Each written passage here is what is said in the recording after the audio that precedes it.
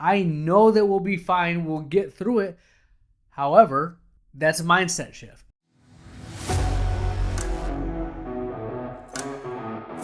All right, my friends, the Ultimate OD Podcast, very fun episode for you today. How far have we come in our journey? Some of us further than others. I'm going to give you some ways to see the growth that you've had, the changes that you're making, the consistent actions that you do that are going to help you get to where you want to be. How do you measure it? How do you know you're improving? Let me tell you. We have the closing thought of the episode. This is the Ultimate OD Podcast. Here we go.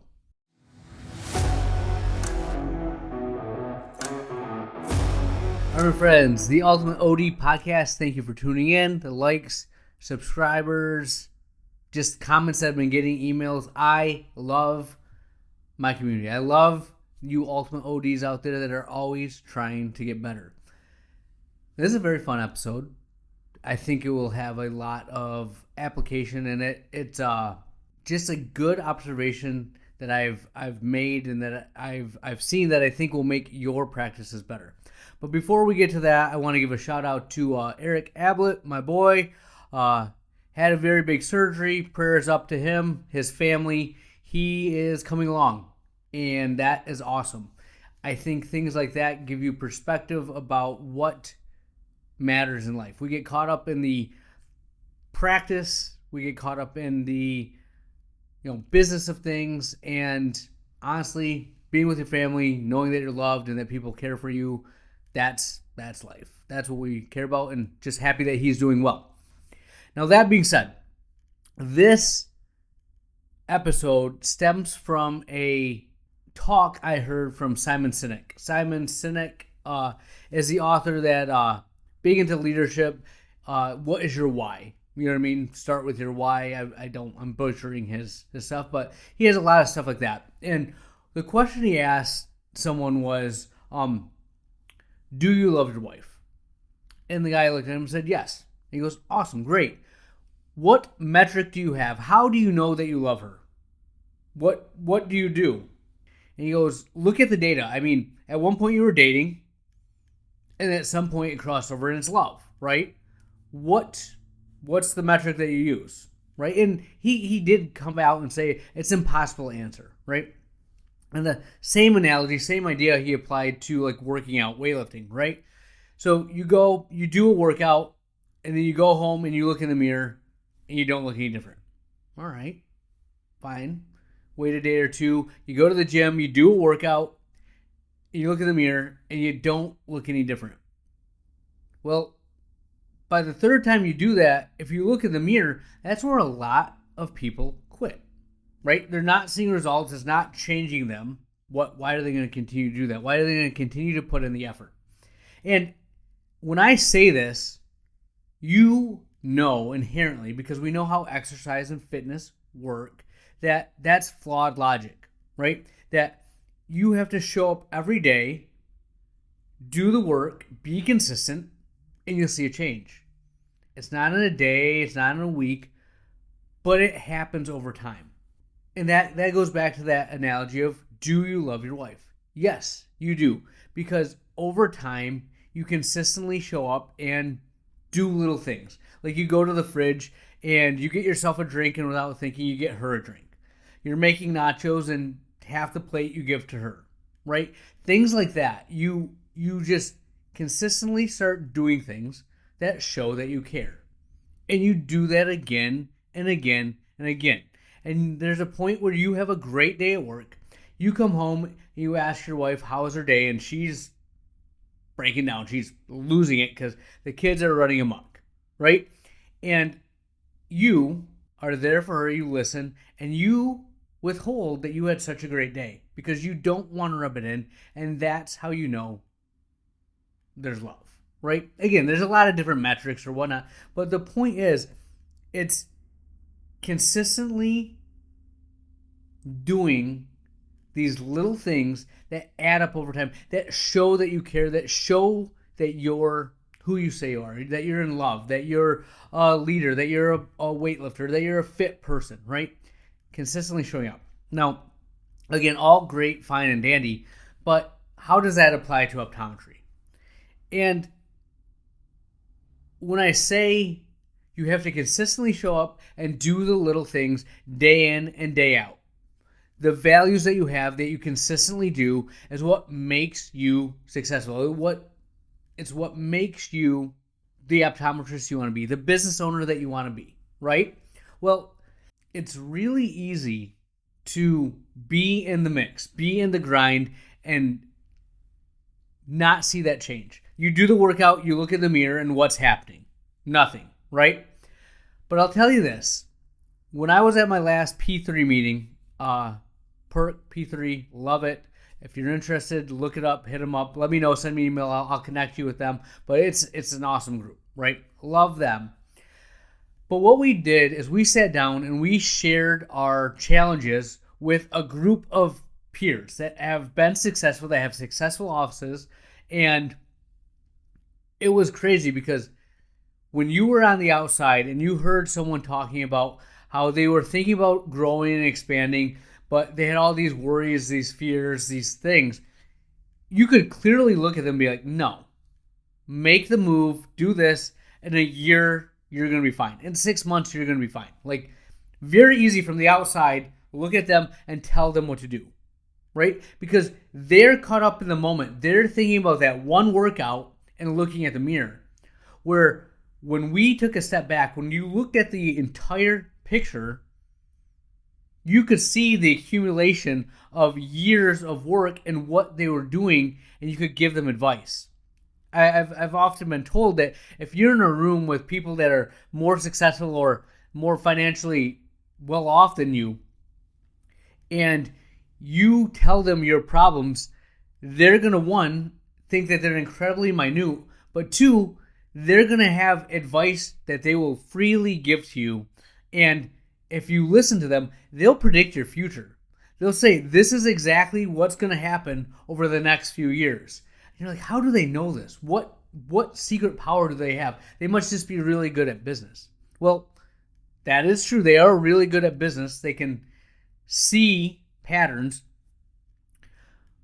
but they've lived it. They've seen what that consistent showing up and doing the work has done, right? They also can take a step back and not look at one workout.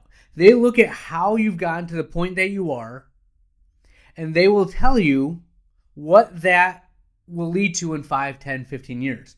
They've just walked further down the path than you. It's not that they're any better than you necessarily. They might take more chances. They might be more calculated. But at the end of the day, they just showed up and did the work. And that's what we need to do as practice owners, right? Now, how do we apply this? Let's look at this. I'm going to go right zooming into my current situation. And in my current situation, I am in the middle of growth, right? We are adding another doctor. We're going to a bigger location. And I'll tell you this right now. When you go to grow, no matter how hard you prepare, no matter how much you tell your staff what's going to happen, it adds uncertainty.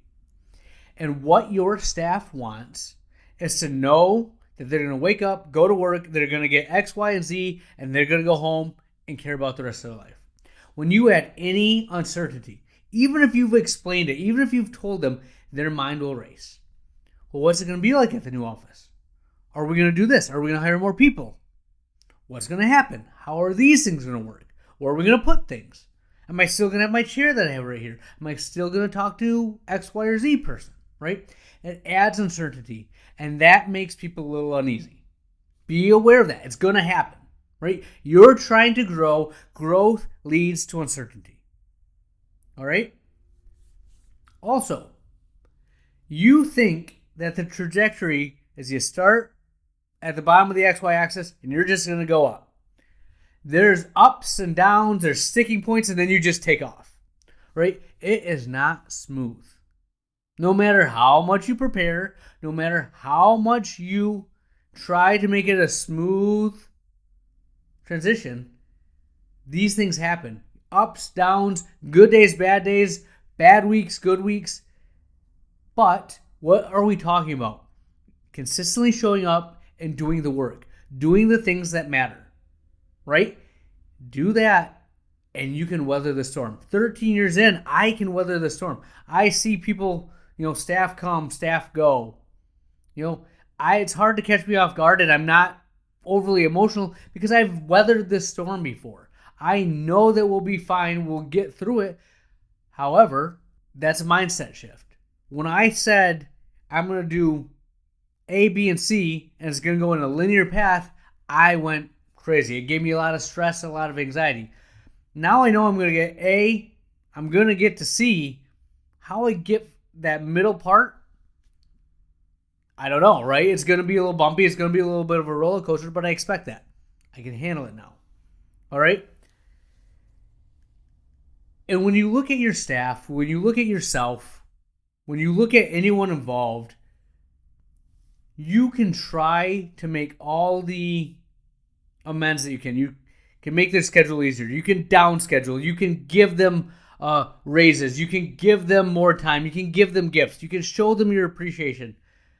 But at the end of the day, it rings hollow. It gives you about 72 hours of goodwill, and then we're back to square one. At the end of the day, you're going to have to do the work.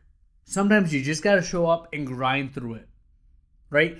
Everyone handles that differently. Have your, put your finger into the air, see where the wind's blowing.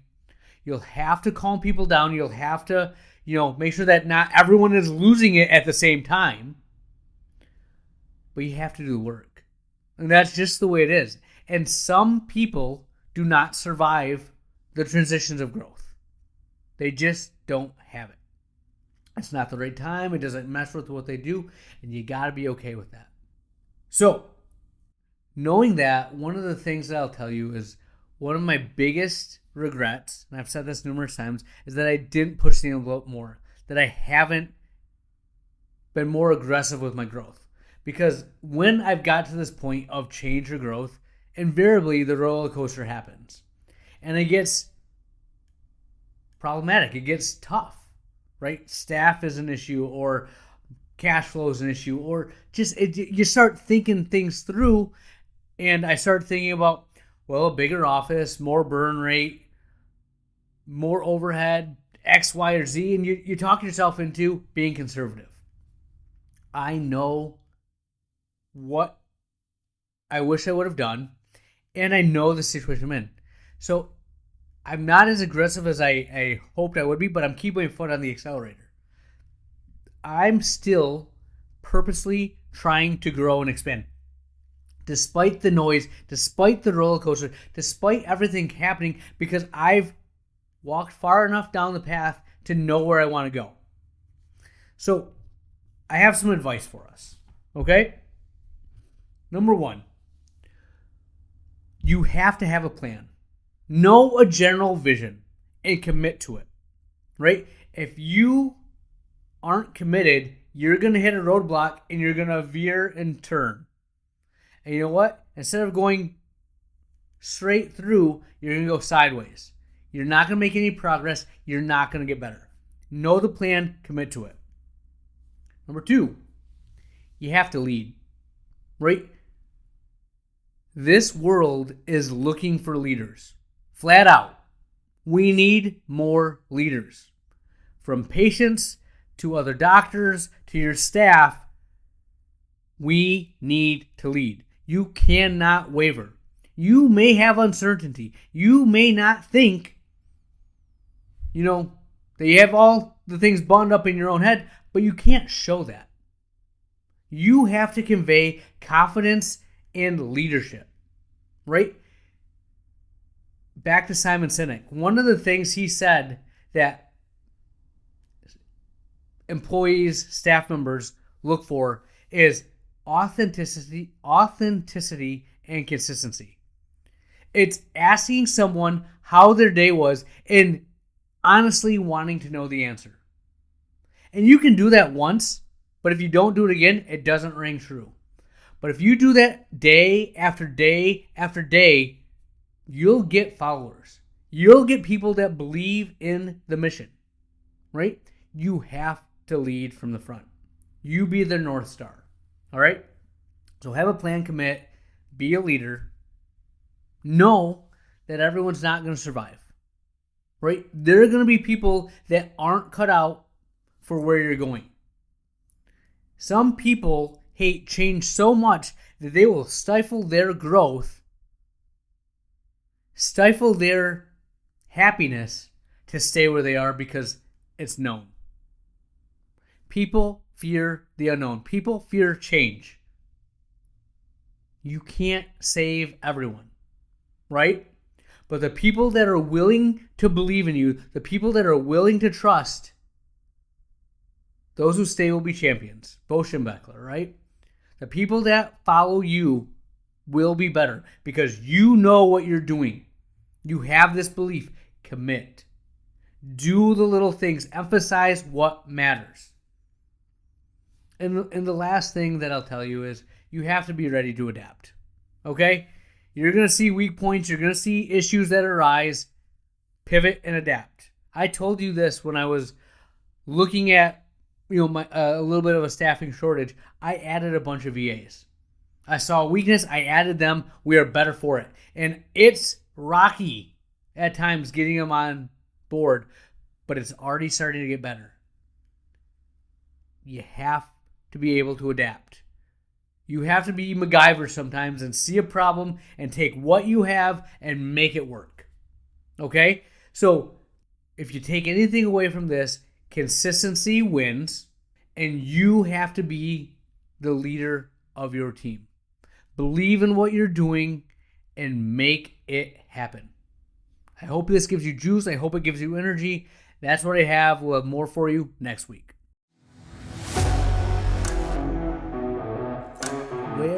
Where has the time gone? We are to the closing thought of the episode. And today, I will leave you with just a general thought and observation.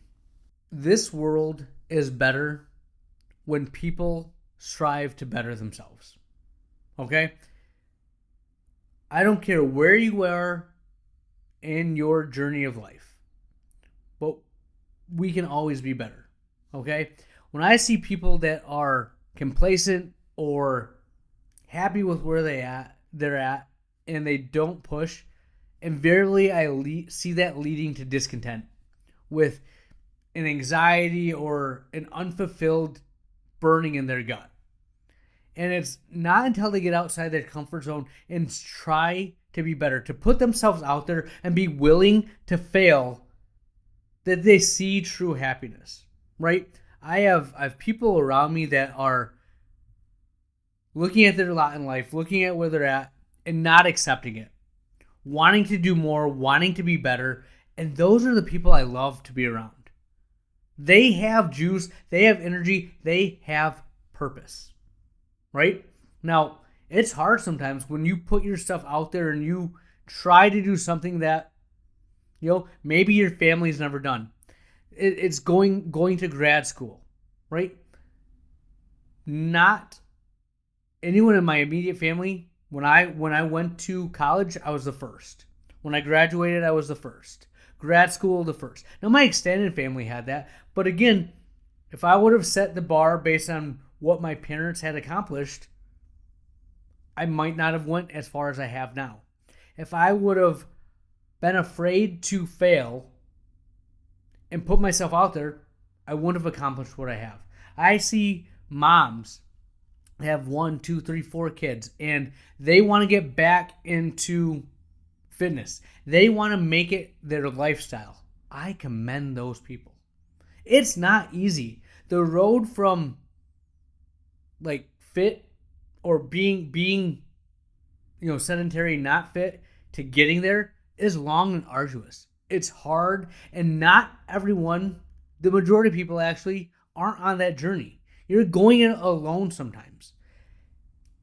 But those are the people that are happy, that have joy in their life, right? It's seeking to improve and accomplish something that seems almost out of reach that we long for as a human population, right? And when I see that, I look at what I'm doing and say, I have to do more. I need to set the example for my children. I need to set the example for those around me to keep striving for more. Your influence extends beyond what you think it does, and that's because we've already accomplished so much. Don't take that for granted, and don't waste the gift that you've been given. You have the ability to not only better your lives, but those around you. We are a very fortunate lot, us optometrists, that get to inspire our staff, inspire our coworkers, but inspire patients to be better, to make changes in their life, to have better vision, better health. Little changes that may help their kids, their generations be better because you planted a seed in their mind. I love that. Don't waste it. That's what I have for you. Dr. Lilly out.